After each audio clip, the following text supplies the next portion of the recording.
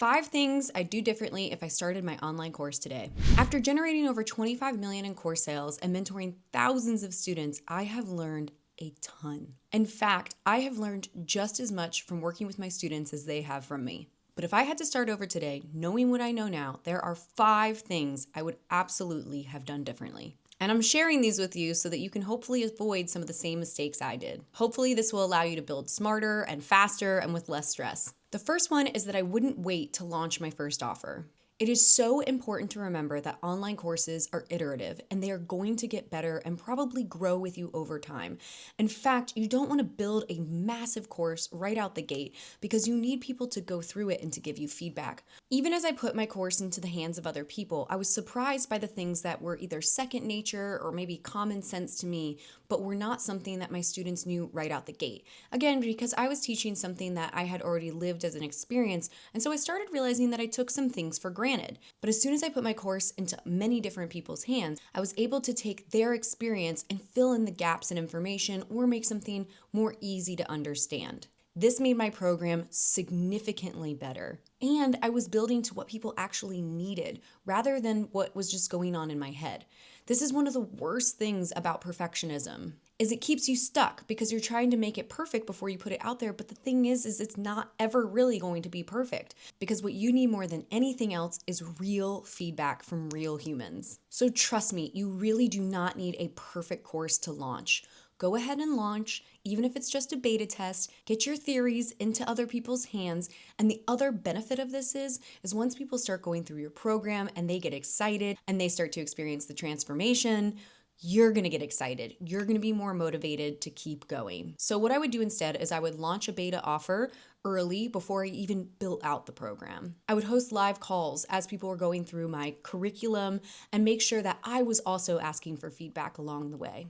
And I'd make sure that I have some sort of live Q&A because I learned just as much from my students taking their questions as they did from me hearing my answers. The next thing I do is I would hire help before I felt ready, even if it's a VA for 5 hours a week. I really at first thought I was saving money, but I was just being my own bottleneck in my business and I was slowing myself down significantly. This caps your growth. It also prevents you from focusing on the thing that really makes your course powerful, which is that expert information.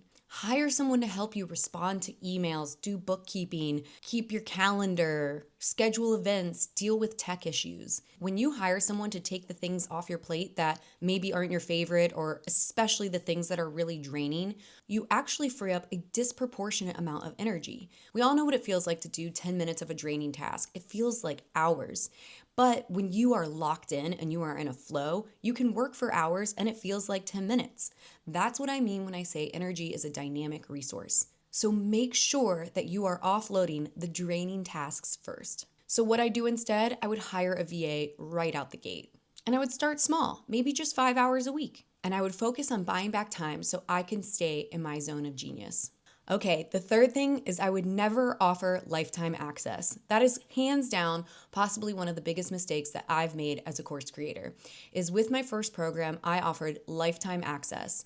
Now, when it is for just the course materials or maybe even access to a community, that's okay.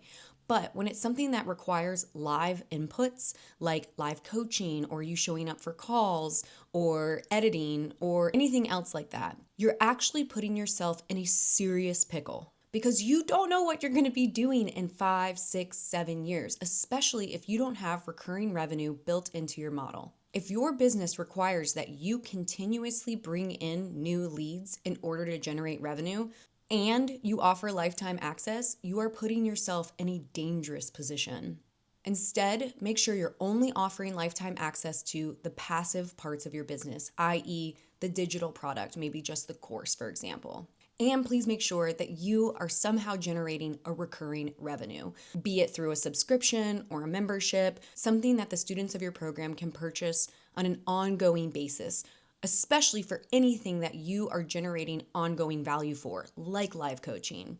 It doesn't help you or your students if you don't think about these things ahead of time. This is just being a smart business owner. This is how you make sure you continue to deliver on your promise. So please learn from this mistake. The fourth thing is I would niche down way sooner. I spend too much time trying to be everything to everyone. But as soon as I started noticing patterns and themes of the people who were signing up for my programs, and I got really focused on talking to them specifically, everything got easier. It brought clarity, it brought faster sales, it brought better students, it brought people who were truly aligned to the mission and my community and my values. It created a stronger audience connection. It's so important to remember that when you speak to everyone, you speak to no one, truly. It's the fastest way to get lost in the sea of information online, especially in today's AI world. So instead, pick a specific transformation and a person from the start. Get really clear on your ideal customer avatar and let clarity come through taking action, through learning more and more about your ICA, because more often than not, the niching down or the specificity and the differentiation and the positioning of your program will actually come from interacting with people. Which brings me back to my previous point, which is putting things in people's hands as quickly as possible. And the fifth thing would be to have premium pricing. Listen, I had a ton of money mindset issues when I started out. And quite frankly, I still have money mindset blocks, but they've come a long, long way. I was really hesitant to charge premium pricing because of all the imposter syndrome and self-doubt that I was experiencing. But I'm telling you, it is just as difficult to sell a low ticket item as it is to sell a premium price product. In fact, I'd argue that selling a premium price product is a little bit easier. Now, of course, and this really should go without saying, but I feel like I gotta say it in today's world, your product price should reflect the value of the transformation. But in my experience, especially with heart-centered, empathetic entrepreneurs like I tend to work with, usually they undercut their value. So please don't be afraid to charge premium prices. It's going to allow you to show up in your business better. It's going to allow you to take care of your students better. It's going to give you healthy profit margins so you can go through some storms with your business. And it's going to give you the space and time to create free content for people who can't afford to work with you.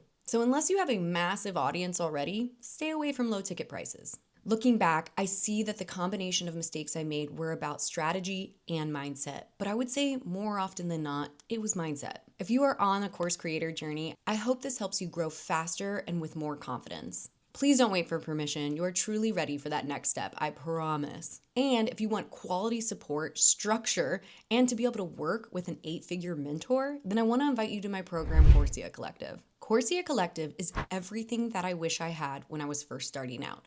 I actually can't imagine where I would be if I had this program at my fingertips when I was building my first online course. Not only are you going to get access to incredible game-changing tools, but you will also get access to weekly live calls with me.